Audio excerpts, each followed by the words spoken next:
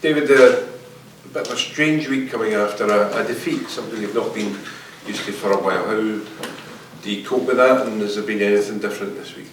Nothing different in terms of, clearly the mood straight after the game was a feeling we've not had for a while. I know I spoke about that post-match. It's not a feeling we've enjoyed, but it's also something that we can't get down on, and we need to react really quickly.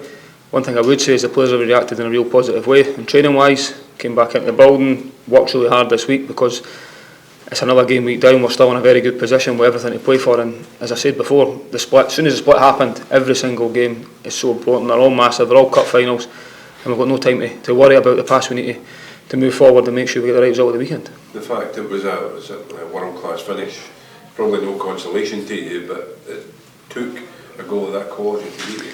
Yeah, I think you can always dissect every goal that you lose, and every manager will do the same thing. Is it avoidable? It's avoidable for a few different reasons, but like you say, I think even on reflection, once the game's settled and the dust is settled and you watch the game back, it's never as good as you think it is when you win, and it's never as bad as you think it is when you lose from a coaching point of view. So it certainly was that for me when I watched the game back. I don't think there was much in the game at all. You said there it was a wonder goal that separated the two teams, but actually the bigger chances in the game probably fell to us at that time. So I think we still, like every game, loads of positives to take out of it, but also loads of things to work on, which we've been doing this week, and it's about keeping the players focused and making sure we react in the right positive way. Confidence has been terrific over the last few months. How do you ensure that that's maintained and not dented in any way though after Saturday? I think I've already seen it in training. That's the big thing, is making sure everybody comes back in on the Monday morning and it's not a case of doom and gloom. Yes, we've lost a game of football, but I quickly reminded the players that that's the first defeat this year, however it was. It's the last time we lost a game of football in the league, which is an incredible achievement in itself. But I also said, and we've always said along this run, about what it takes to win games of football at this level, how hard it is to do it, and what's been our key to our success, and quickly reminding the players of that. And I think, as I've already said, the attention then, these are, as I said, cup finals, everyone wants to be involved and everyone's looking forward to, and it's all to play for. Yeah, you're still, it's in your hands, isn't it? What you want to achieve, 4 games to go, but United, they'll be hurting as well after a pretty sore one at the weekend. Yeah, but that can happen. Celtic have done that to many teams, which is why they're top of the league and why they've won the league.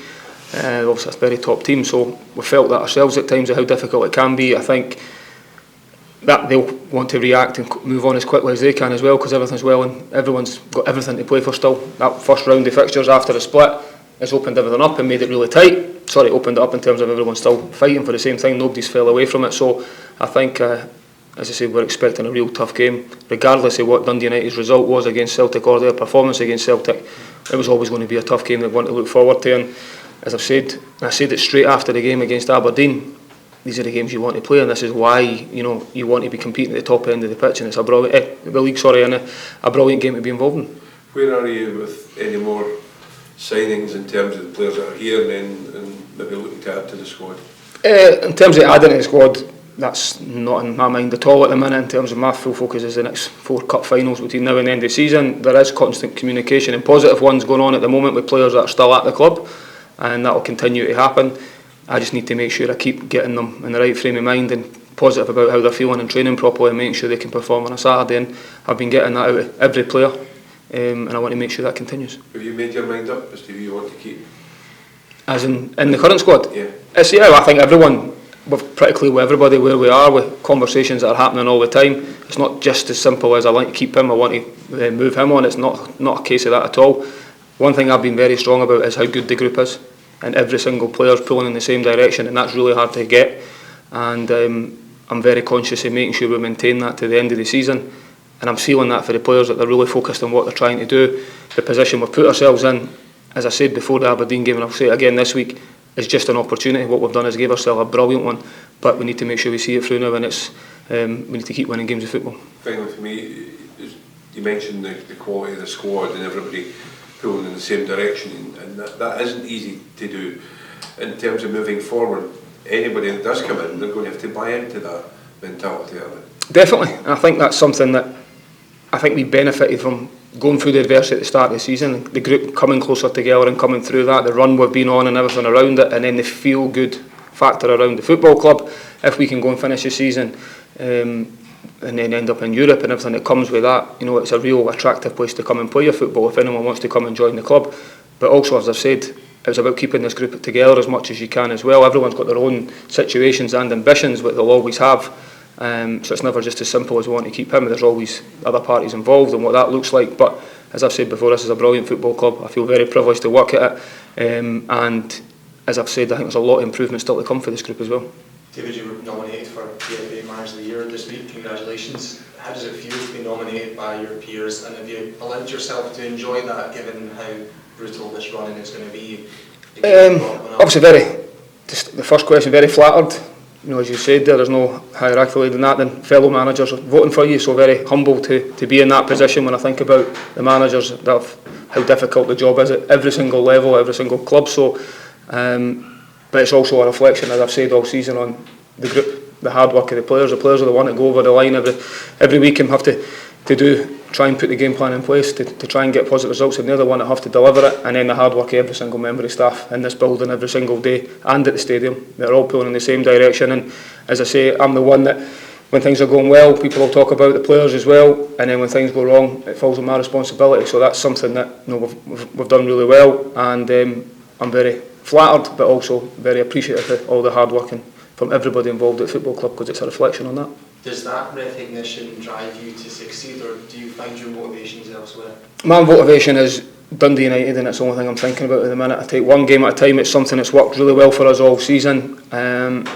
Success is something that doesn't just get given to you. You need to work really hard at it. It's never going to keep moving in the plain sailing all the time. There's bumps and bruises and adversity along the way.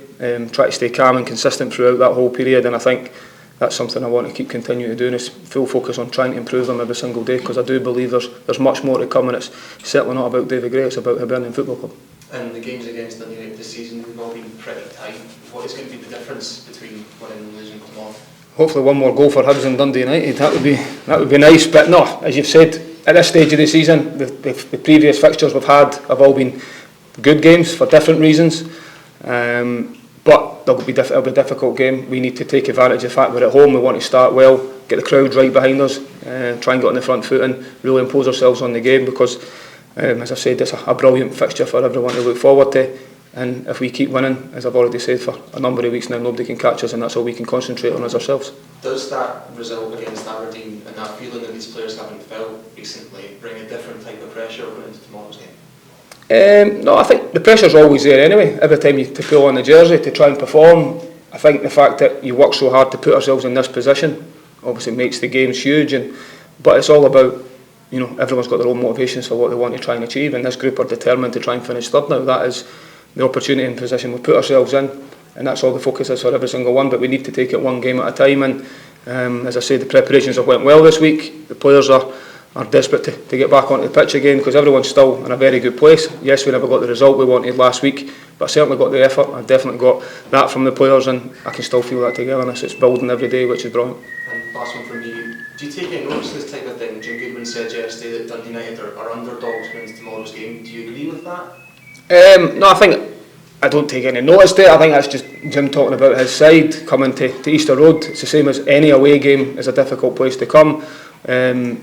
We can only concentrate on what we can do. We know it'll be a difficult game, but we want to impose ourselves, and we'll be probably the bookies' favourite in the game because they're on the form we've been on and because we're slightly further ahead in the league. But it counts for absolutely nothing. It's two teams that are going to go at it with everything to gain from the game and everything to lose. So we can only concentrate on ourselves, and I need to make sure I put a game plan in place that gives us the best chance to win.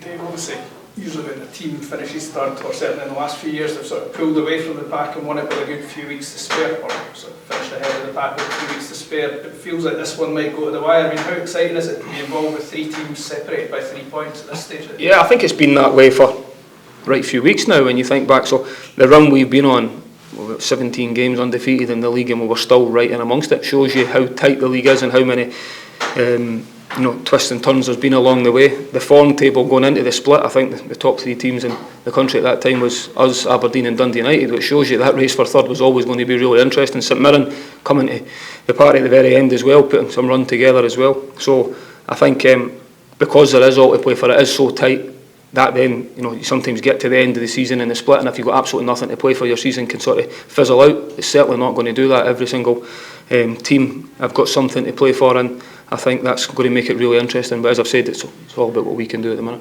I know all three teams teams should end up with at least a European place when it finishes, but how big a difference is it between finishing third and finishing fifth in terms of the prize on offer? I think it's huge, just in terms of you want to try and become almost the best of the rest sort of thing. I think if you can't, you want to finish as high as you can in the league position.